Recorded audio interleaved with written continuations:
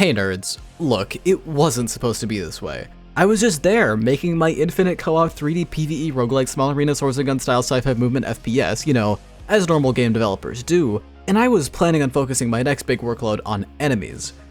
But I already made this sword model, so it would be kind of a shame to not finish adding it to my game, you know? And then, you know, I made that. So then I had to look at my game's, you know, like internal code about dealing damage to enemies, and I realized I could probably make an explosion, or just like a little explosion effect, and that wouldn't be that hard to do.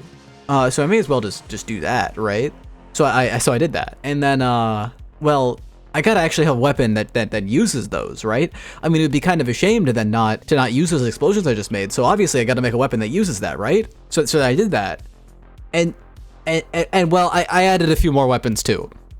Look, okay, I've been doing other stuff as well. That's not just those adding those weapons. Like I made this sick as hell opening animation.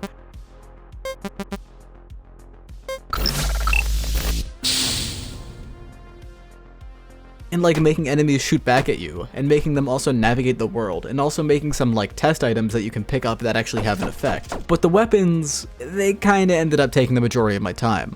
Not just in adding new ones, but in refining old weapons by adding extra animations and more functionality. I mean, this new weapon content is good for the game. Progress is progress after all. It's just that this isn't at all what I had been planning on working on. And well, I guess there's no real point on dwelling on what should have been, so let's talk about what we actually have right now. First and foremost, what weapons did I actually make? To talk about that, I should probably show you what weapons existed before, so I'll just quickly run through them. So, we have this basic assault rifle, which shoots decently fast. I'd call this my all reliable. Then we have this railgun type weapon, which shoots slowly but for big damage. We also have this other rifle, which has a more modest fire rate. Then we have a classic shotgun with a new pumping animation and sound effects, which shoots a splattering of bullets. And then we have this wide gun, which I don't have a proper name for, which shoots 5 bullets in a line like this, and this also got improved sound effects. That was all of the weapons that existed before this video. Mostly. But the thing is, all of those weapons are kind of boring, and that they all basically are just different stats. Now with these new weapons, you will see right off the bat that things are getting much more unique. Take the katana, the first to be added in this update, which has these alternating melee slash attacks, cool already, and they deal AoE damage to groups of enemies. This is already just a fun weapon to jump around and hit things with, and we are only getting started here. Next up is the rocket launcher, which shoots, well, rockets that explode on impact. These deal AoE damage, but they also deal knockback to the player, allowing you to rocket jump. Yeah, you can rocket jump now, and this lets you get some insane speed if you can chain it correctly. No, I will not be nerfing the rocket jumping because this is really fun.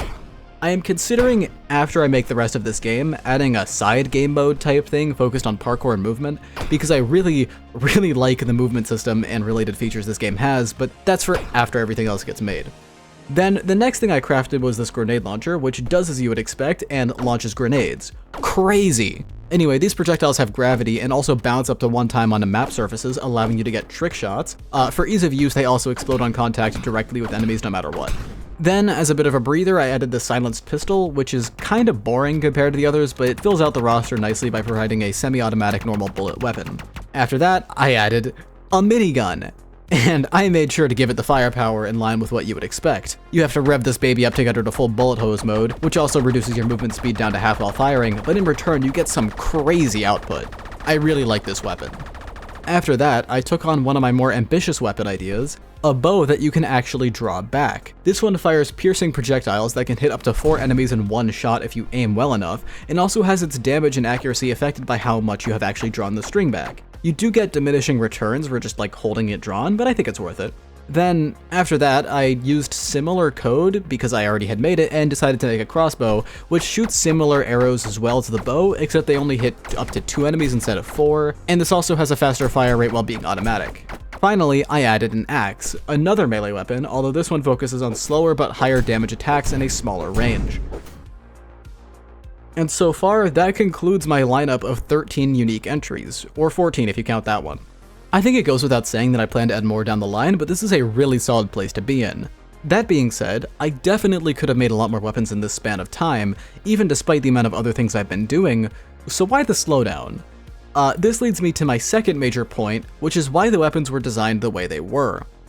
Okay, so partially the weapons were designed on the rule of cool, like the minigun is just sick as fuck, of course I'm gonna add it, but I do actually have a through line with all of this, which is weapon diversity. I want every weapon to be as unique as I can get them while remaining in the same general confines of being a weapon that you can pick up.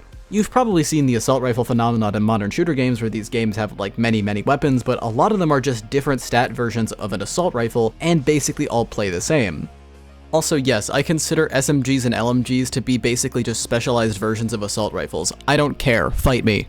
I don't want my game to have like 10 or 20 different assault rifles or whatever percentage of the weapon pool. I want every weapon in my game to have a different playstyle, a different niche, a different reason for existing other than slight stat changes.